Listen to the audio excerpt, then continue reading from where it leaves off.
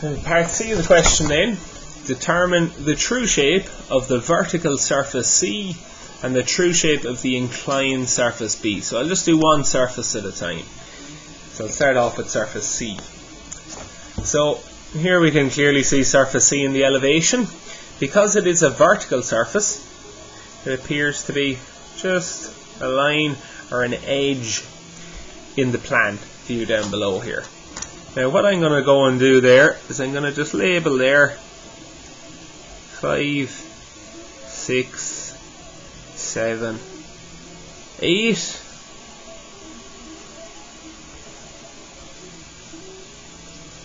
4 points on it there, plan and elevation. Next then, I need to figure out are any of these 4 lines true length lines. And if I look, 5, 8 is horizontal in the elevation. Therefore, it is a true length line in the plan.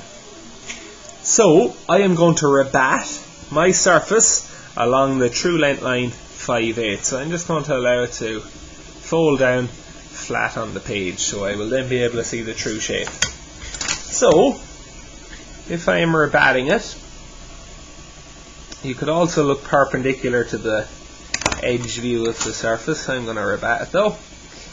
So, when you're rebatting, we find the true length line, 5, 8, and we project our other points perpendicular, like so. Next thing then, I just want to highlight one of these lines. So that pink line there that I've highlighted, that is a vertical line. And if I was to draw that in on surface C, it would tell you exactly how far perpendicularly from the line 5, 8 it is to point 6. So what I can do is take that height for 6 and I'm going to step it off like so. I will do the exact same for 7. Now why this works, the reason I can take the height of that pink line and step it off is because surface C is a vertical surface.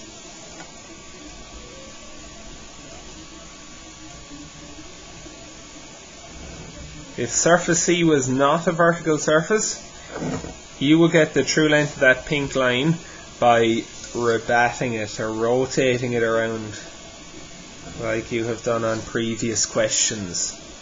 And that there is the true shape of surface C. So we've just taken the height and the height there and stepped them, and we've rebatted it. So that's the first part of part C. The second part is to get the true shape of surface B. Now I actually have labelled all 4 corners, so I have 1, 2, 5 and 6. Are any of those edges true length lines in planar elevation? Well, 2, 5 is a true length line because it is horizontal in the elevation. So similarly to what I did there with finding the true shape of C, I'm going to project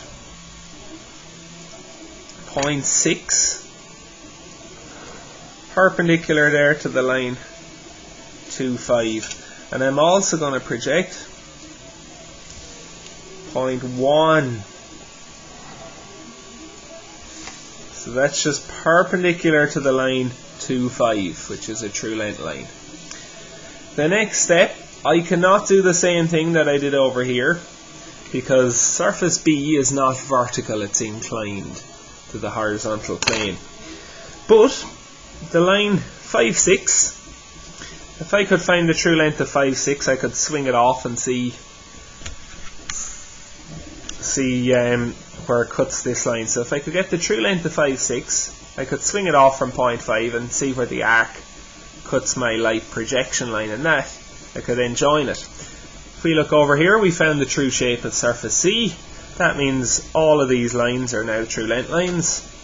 So I actually already have the true length of 5, 6. So all I'm doing, compass on 5, measure the distance there to point 6, and I'm just swinging it off to where I've already projected my line out, and there's my new point 6.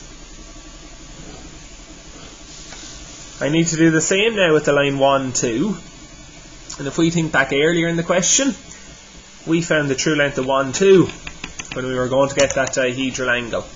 So all I'm going to do,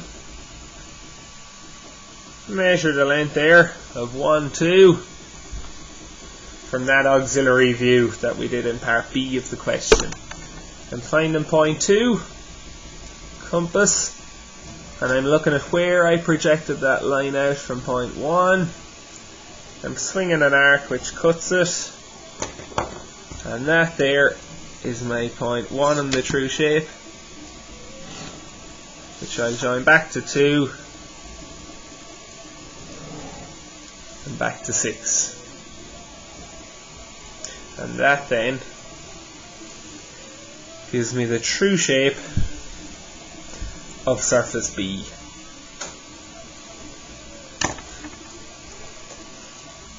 Last part of the question, determine the horizontal and vertical traces of surface B. So, first of all, surface B here already has an edge sitting on the horizontal plane. The line 2, 5, as we have it called here. Because 2, 5 is already a line on the horizontal plane, that is actually then the horizontal trace. So all I'm doing is tracing over the line 2, 5, and I'm extending it out. Now that won't quite hit my XY line on the page, it would slightly run off here, but I'm just going to label that there HT, like so. Okay, so that would be my horizontal trace. Now normally we'd extend it to where it hits the XY line, and it's just on that line 2, 5. Next step then, to find the vertical trace, what I need to do is say pick one point. I'm going to pick the point 1. I'm going to go parallel to my horizontal trace. So point 1, go parallel to the horizontal trace.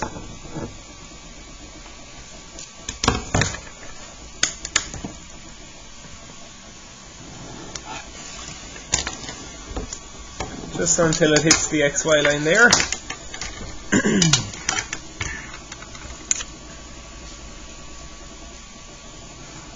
I will then bring that straight up,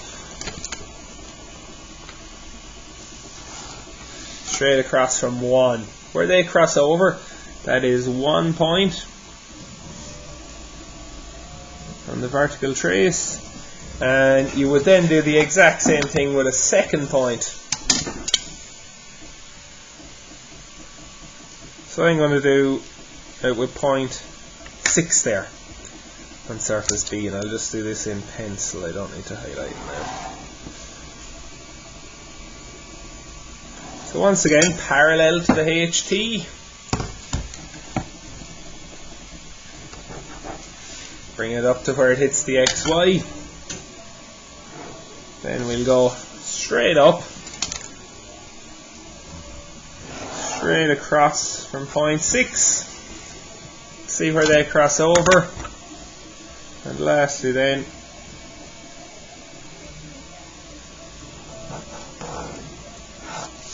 we're just joining those 2 points, and that there would be the vertical trace.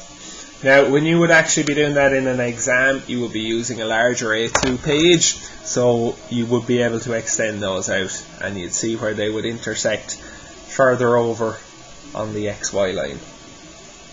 And that is the question complete.